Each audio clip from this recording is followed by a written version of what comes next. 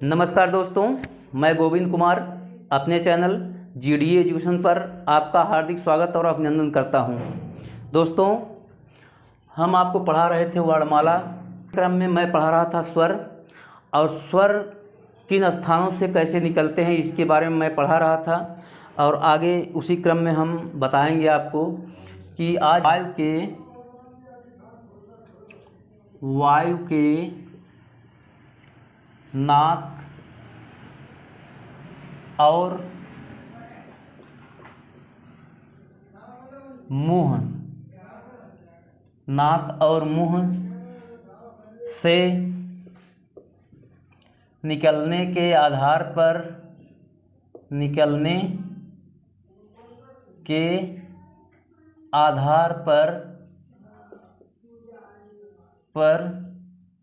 स्वर के भेद।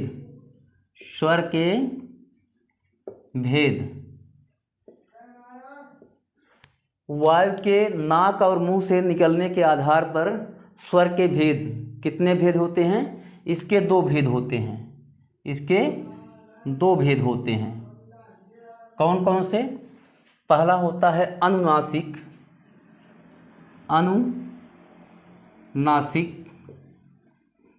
और दूसरा होता है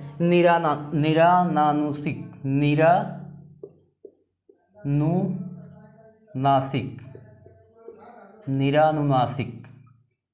ठीक, एक होता है अनुनासिक और दूसरा होता है निरानुनासिक।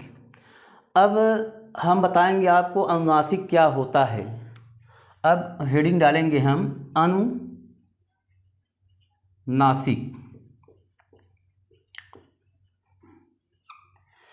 अनुनासिक क्या होता है?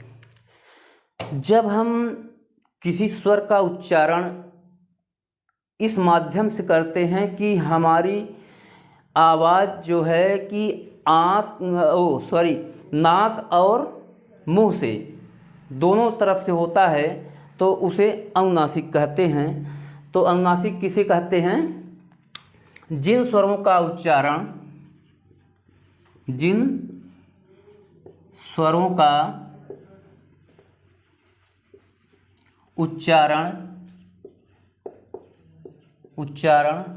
नाक और मुंह, नाक को ही नासिका कहते हैं। नाक और मुंह से होता है उसे क्या कहते हैं? अनुनासिक कहते हैं। उसे अनुनासिक कहते हैं।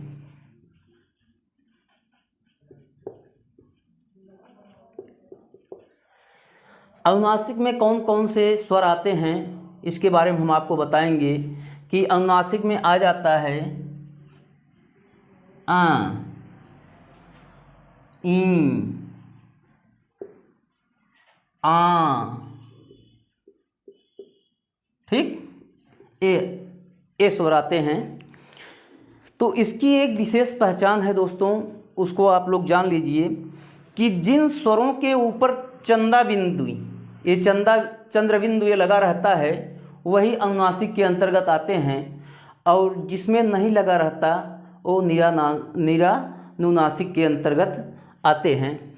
तो यहाँ एक नोट करके आप लिख लीजिए, नोट, जिन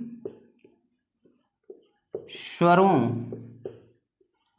के ऊपर चंद्र बिंदु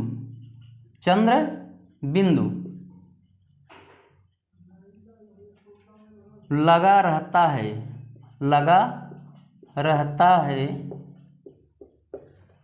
वह अनुनासिक के अंतर्गत आता है। अनुनासिक के अंतर्गत आता है। ठीक, जिन स्वरों के ऊपर चंद्र बिंदु लगा रहता है वह अनुनासिक के अंतर्गत आते हैं। अब ये तो हुआ अनुनासिक। अब उसके बाद आ जाता है हमारा निरानुनासिक।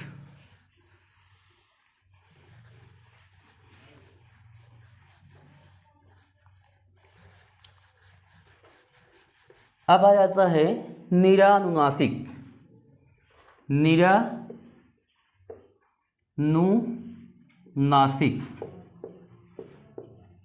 निरानुनासिक क्या होता है कि जिन स्वरों का उच्चारण हमारे मुख से सिर्फ होता है, न कि जो है वायु जो है हमारे सिर्फ मुख से निकलती है, वो नाक को टच नहीं करती, उसे क्या कहते हैं? निरानुनासिक।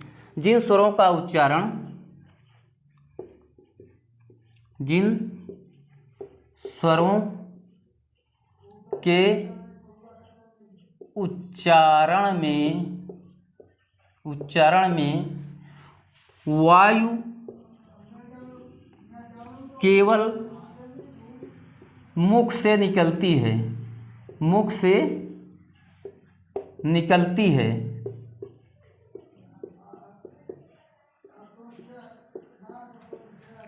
नासिका से नहीं, नासिका से नहीं, उसे निरानुनासिक कहते हैं। ठीक।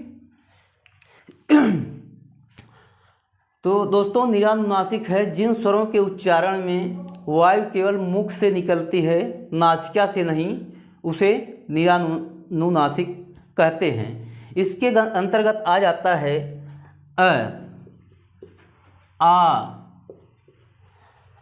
ई, इस प्रकार से आता है दोस्तों। उस पर चंद्र बिंदु नहीं लगा रहता। तो यहाँ नोट करके आप लोग लिख लीजिए, जिन स्वरों पर चंद्र बिंदु नहीं लगा रहता, चंद्र बिंदु मतलब ए, चंद्र बिंदु नहीं लगा रहता,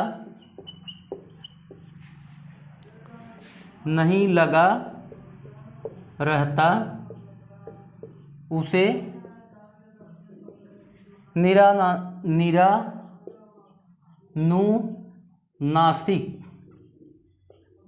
निरानुनासिक कहते हैं।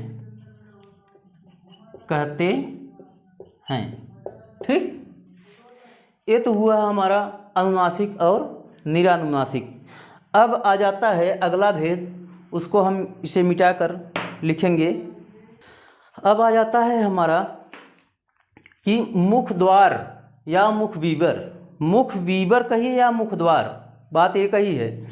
मुख वीवर खुलने के आधार पर स्वर के भेद, मुख वीवर खुलने के आधार पर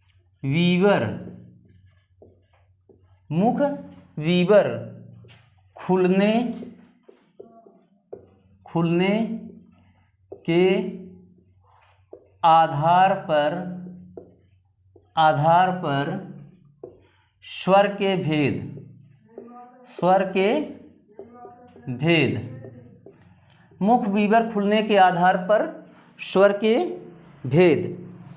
तो मुख वीवर खुलने के आधार पर स्वर के भेद कितने होते हैं, इसके बारे में हम आपको बताएंगे कि कौन कौन से होते हैं। इसके 4 भेद होते हैं। इसके कौन से भेद होते हैं? इसके 4 भेद होते हैं। पहला होता है विवृत, और दूसरा होता है संवृत्त, और तीसरा होता है अर्धविवृत,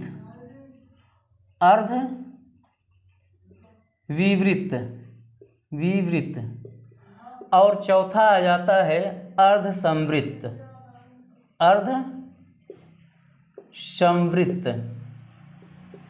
ठीक। एक है, पहला क्या है, विवृत, समवृत्त, अर्धविवृत्त और अर्ध समवृत्त। अब हम लेंगे कि विवृत्त क्या होता है। नंबर 1 पर आ जाएगा विवृत्त। विवृत्त विवृत्त वे स्वर होते हैं जिनके उच्चारण में हमारा मुख अधिक खुलता है, जिनके उच्चारण में हमारा मुख पूरी तरह से मतलब खुलता है। तो इसका क्या हुआ, इस स्वर के इसमें स्वर के उच्चारण में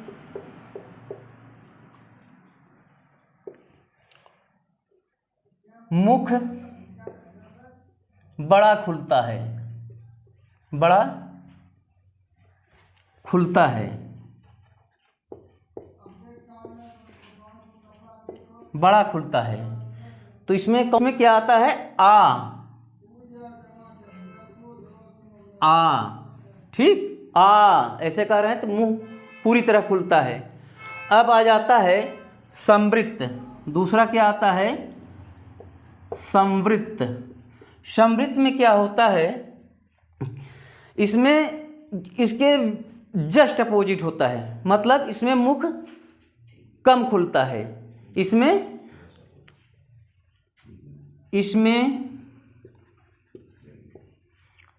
स्वर के उच्चारण में मुख कम खुलता है, कम खुलता है, ठीक। इसके उच्चारण में मुख क्या होता है, कम खुलता है। तो इसके अंतर्गत कौन कौन से स्वर आते हैं ये हम आपको बता दे रहे हैं। ई, बड़ी, ऊ, बड़ा ऊ, कौन कौन से आते हैं, ई, बड़ी ई, ऊ, बड़ा ऊ। अब आप लोग स्वयं उच्चारण करके देखिए कि इसमें मुख तो थोड़ा खुलता है, जैसे ई, ऊ, तो इसमें स्वर के उच्चारण में मुख कम खुलता है। अब आ जाता है हमारा अर्ध विवृत्त। तीसरे पॉइंट पे आ जाता है अर्ध विवृत्त। अर्ध विवृत्त में क्या होता है कि इसमें मुख आधा खुला रहता है, इसमें स्वर के उच्चारण में मुख आधा खुला रहता है। इसमें स्वर के उच्चारण में मुख आधा खुला रहता है, आधा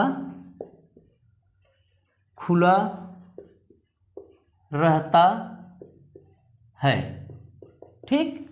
इसमें स्वर के उच्चारण में मुख आधा खुला रहता है। और वे स्वर कौन कौन से होते हैं, जैसे हो गया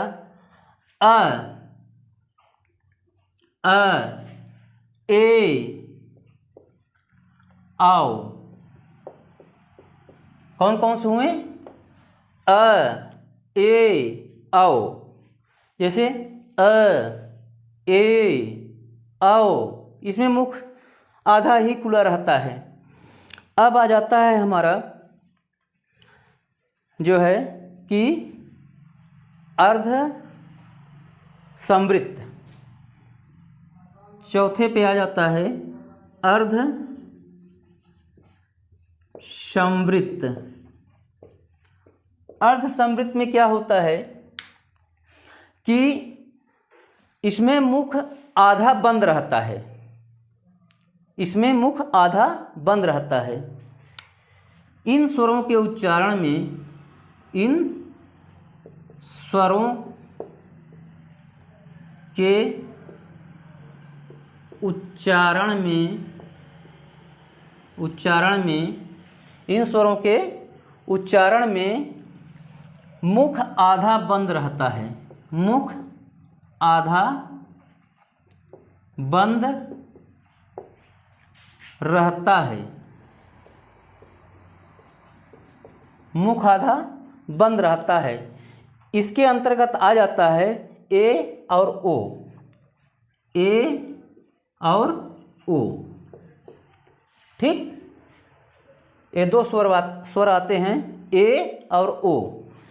तो दोस्तों ये तो हुआ मेरा मुख विवर खुलने के आधार पर स्वर के भेद। पहला हो गया विवृत, संवृत, अर्धविवृत, अर्धसंवृत। ठीक, तो विवृत में क्या होता है, इसमें स्वर के उच्चारण में मुख बड़ा खुलता है, पूरी तरह से खुल जाता है, आ। ठीक, संवृत, संवृत इसमें स्वर के उच्चारण में मुख कम खुलता है, इसमें आता है ई, ऊ। और अर्धविवृत में आ जाता है, इसमें स्वर के उच्चारण में मुख आधा खुला रहता है, तो अ, ए, औ, ए हुआ। और अर्धसंवृत में आ जाता है, इसमें स्वरों के उच्चारण में मुख आधा बंद रहता है, तो ए, ओ हो गया।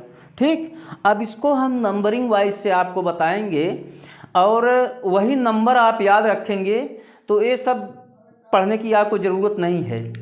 तो जैसे क्या होता है कि हम थोड़ा ऊपर मिटा कर लिखेंगे, आपको बताएंगे, तो आप उसको कंठस्थ करेंगे तो पूरी तरह से हमेशा दिमाग में बना रहेगा, क्योंकि कभी कभी भूल जाता है कि कौन क्या है। इसको ध्यान में रखते हुए हम आपको बता रहे हैं। जैसे आ, ई, ऊ, री,